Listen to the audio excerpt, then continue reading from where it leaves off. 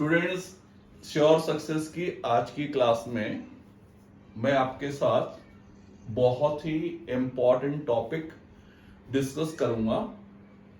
इस टॉपिक में पहले हम फॉर्मूला डिराइव करेंगे और फॉर्मूला डिराइव करने के बाद उस फॉर्मूला को किस तरह से एप्लीकेशंस में यूज करना है, ये सारी बातें आज की क्लास में हम डिस्कस करेंगे। तो स्टूडेंट्स, आज की क्लास में आज बहुत कुछ सीखने वाले हो। तो अगर आपने अभी तक मेरी इस चैनल को सब्सक्राइब नहीं किया है तो जल्द से कर लीजिए, ताकि सारी जो मेरी आने वाली वीडियोस हैं उसका नोटिफिकेशन आपको सही टाइम पे मिल सके और आप बहुत कुछ सीख सकें। स्टूडेंट्स, मेरा जो आज का टॉपिक है वो है पैरेलल प्लेट कैपेसिटर। तो सभी बच्चों को एक चीज ध्यान रखनी चाहिए, ये बहुत ही वाइडली यूज्ड कैपेसिटर है। मतलब प्रैक्टिकल लाइफ में हम इसी कैपेसिटर को सबसे ज्यादा यूज करते हैं। अगर ये पैरेलल प्लेट कैपेसिटर है तो हमें यहां पर आज ये सीखना है कि उसका कैपेसिटेंस कैसे डिराइव किया जाए। तो हमारा जो टॉपिक रहेगा वो है capacitance of parallel plate capacitor. तो स्टूडेंट्स, पहले यहां पर एक चीज ध्यान रखिए कि जैसे आपने कैपेसिटर पहले सीखा हुआ है, तो अगर हमारे पास कैपेसिटर है, इसका मतलब यह है कि हमारे पास दो प्लेट्स होंगी और ये दोनों प्लेट्स जो होंगी वो कैसी होंगी? पैरेलल होंगी। लेकिन यहां पर एक छोटी सी बात है, वो आपको बहुत ही ध्यान रखने वाली बात है कि जो प्लेट्स हम लेंगे वो कैसी लेनी है? लार्ज लेनी है। मैं यहां पे लिख देता हूं, प्लेट कैसी लेनी है? Large. Large means large in area. अब आप ये सोच रहे होंगे कि सर ने हमें यहां पर ये क्यों बोला है कि प्लेट्स लार्ज लेनी है। तो स्टूडेंट्स, एक चीज नोट कर लीजिए, ये बहुत ही इंपॉर्टेंट चीज है कि अगर हम प्लेट यूज करते हैं ऑफ फाइनाइट एरिया, मतलब हमारी जो प्लेट्स यहां पर जो हमने यूज की है, अगर उसका एरिया फाइनाइट होगा तो नो डाउट जो इलेक्ट्रिक फील्ड हमें मिलेगा बिटवीन टू प्लेट्स, वो जो फील्ड है वो एज पे बैंड होगा और उस इफेक्ट को कहते हैं फ्रिंजिंग ऑफ फील्ड। मैं यहां लिख देता हूं FRINGING, फ्रिंजिंग ऑफ फील्ड। ये बच्चों ध्यान रखने वाली बात है। तो फ्रिंजिंग ऑफ फील्ड का मतलब होता है बैंड।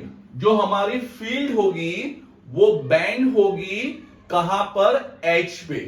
तो इसलिए इस थ्योरी में जो सबसे इंपॉर्टेंट बात यह है कि जो हम प्लेट्स लेंगे वो कैसी लेंगे? लार्ज लेंगे। तो यहां पर मैं सबसे पहले एज्यूम कर लेता हूं कि जो प्लेट एरिया मैं ले रहा हूं वो ले रहा हूं कैपिटल ए। दूसरा, कैपेसिटर में दो प्लेट्स होती हैं, नंबर 1 एंड नंबर 2।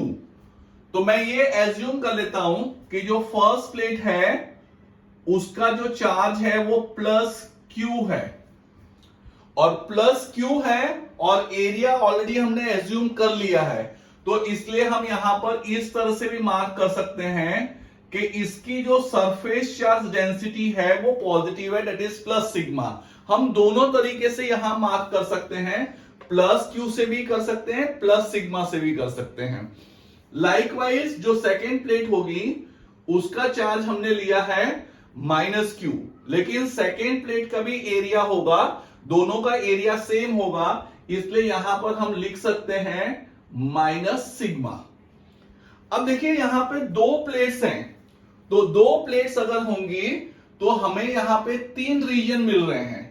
कौन कौन से तीन रीजन मिल रहे हैं? जो फर्स्ट रीजन है वो है left of the first plate, ठीक है। जो सेकेंड रीजन है वो है बिटवीन टू प्लेट्स, और जो थर्ड रीजन है वो है राइट ऑफ सेकेंड प्लेट। तो अगर आप फर्स्ट चैप्टर का कॉन्सेप्ट अगर यूज करेंगे, ठीक है, फर्स्ट चैप्टर में आप ऑलरेडी पढ़ चुके हैं electric field due to plane sheet of charge, तो उसका एक्सप्रेशन है सिग्मा अपॉन 2 एप्सिलॉन नॉट। लेकिन फर्स्ट रीजन में जो पॉजिटिव और नेगेटिव का इलेक्ट्रिक फील्ड होगा वो अपोजिट इन डायरेक्शन होगा, इसीलिए फर्स्ट रीजन में जो इलेक्ट्रिक फील्ड होगा वो 0 होगा। और सेकेंड रीजन में अगर हम इलेक्ट्रिक फील्ड निकालेंगे तो यहां पे दोनों का फील्ड जो होगा वो सेम डायरेक्शन में होगा, तो इसलिए मैं उसको ऐड कर दूंगा। तो ये होगा sigma upon 2 epsilon not plus sigma upon 2 epsilon not. तो यहां पे 2 एप्सिलॉन नॉट कॉमन हो गया एलसीएम, और ऊपर हो गया 2 सिग्मा, तो 2 कट गया, तो इसका मतलब इलेक्ट्रिक फील्ड आ गया sigma upon epsilon not. And जो थर्ड रीजन है अगेन उसमें इलेक्ट्रिक फील्ड की डायरेक्शन ऑपोजिट होगी, इसीलिए यहां पर फिर से नेट फील्ड आ जाएगा 0। तो स्टूडेंट्स ये आपको ध्यान रखना है कि तीनों रीजन में इलेक्ट्रिक फील्ड क्या रहेगा। दूसरी चीज, अब मैं सेकेंड एजम्पशन पे आ जाता हूं, that is the separation between two plates. जो सेपरेशन है दोनों प्लेट्स के बीच में वो मैं ले लेता हूं स्मॉल डी। तो यहां पर मैंने लिख दिया small D, that is the separation between two plates.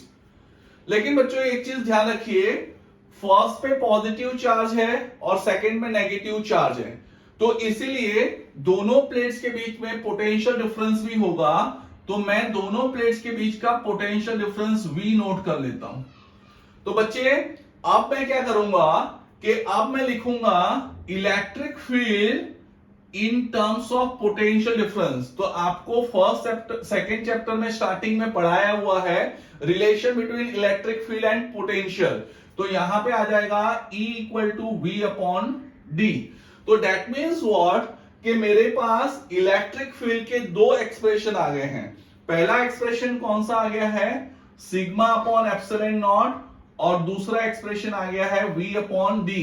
अब मैं दोनों एक्सप्रेशन को इक्वेट कर लेता हूं, तो मेरे पास आ जाएगा सिग्मा अपॉन एप्सिलॉन नॉट और equal to V upon D.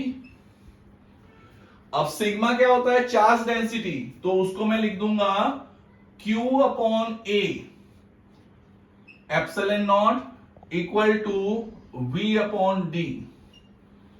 और बच्चों आपको पता है कि जो Q बाई V होता है वो C होता है, तो इसलिए मैं V को नीचे ले आऊंगा, तो Q by V equal to हो गया epsilon naught A upon D, और Q बाई V होता है C, तो मेरे पास आंसर आ गया C equal to epsilon naught A upon D. तो ये जो है वो पैरेलल प्लेट कैपेसिटर के कैपेसिटेंस का एक्सप्रेशन हमने ऑब्टेन कर लिया। अब जो देखो ध्यान दीजिए कि अगर मैं डेरिवेशन की बात करूं तो ये जो डेरिवेशन है वो सीबीएसई एग्जाम, जो सीबीएसई एग्जाम लेती है मतलब बोर्ड एग्जाम, ये बोर्ड एग्जाम में ये डेरिवेशन बहुत बार आ चुका है, तो इसीलिए मैंने पहले डेरिवेशन डिस्कस किया ताकि आपको बोर्ड एग्जाम में भी कोई नुकसान ना हो। अब बच्चे मैं बात कर रहा हूं कि कॉम्पिटिटिव एग्जाम्स में इस एक्सप्रेशन के बेस कैसे क्वेश्चन आते हैं। तो देखिए मैं क्या कर रहा हूं, मैं फर्स्ट क्वेश्चन यहां पे ले रहा हूं, क्वेश्चन 1। देखिए इस क्वेश्चन में मैं 4 प्लेट्स का अरेंजमेंट बना रहा हूं। देखिए ये मेरी 2 प्लेट्स हैं, ये पॉइंट को मैंने P कह दिया है। अब यहां पे आप ध्यान रखिए जो प्लेट्स हैं उसका एरिया मैं ले रहा हूं A, ठीक है। अब मैं क्या कर रहा हूं, जो मेरी दूसरी प्लेट्स हैं, दो प्लेट्स, उसको मैं इसी तरह से इन बिटवीन रख रहा हूं, और ये जो पॉइंट है Q। अब आपको इस अरेंजमेंट में अगर आप देखेंगे तो how many plates you are finding, तो इसमें 1 2 3 4 प्लेट्स आपको मिल रही हैं। आपको क्वेश्चन ये पूछा जाएगा कि 4 प्लेट्स को इस तरह से अगर हमने अरेंज किया है तो उसका इक्विवेलेंट कैपेसिटेंस क्या होगा।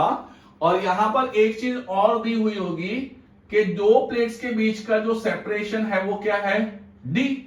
तो बेटा देखो ध्यान दीजिए, तो वहां पर प्लेट एरिया और सेपरेशन इसके जितना है, इसलिए कैपेसिटेंस तो यही होगा।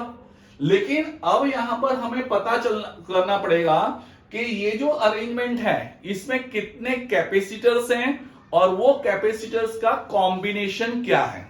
तो इस तरह के क्वेश्चन में जो ट्रिक है वो ये है कि आपको ये सबसे पहले एज्यूम करना पड़ेगा कि आपने बैटरी का जो पॉजिटिव है वो P को कनेक्ट किया है और बैटरी का जो नेगेटिव है वो Q को कनेक्ट किया है। इसका मतलब क्या हुआ कि ये प्लेट को पॉजिटिव मिल रहा है, तो इसके साथ मैंने पॉजिटिव मार्क कर लिया। उसी तरह से ये प्लेट को भी क्या मिल रहा है, पॉजिटिव मिल रहा है, ये मैंने एक मार्क कर लिया।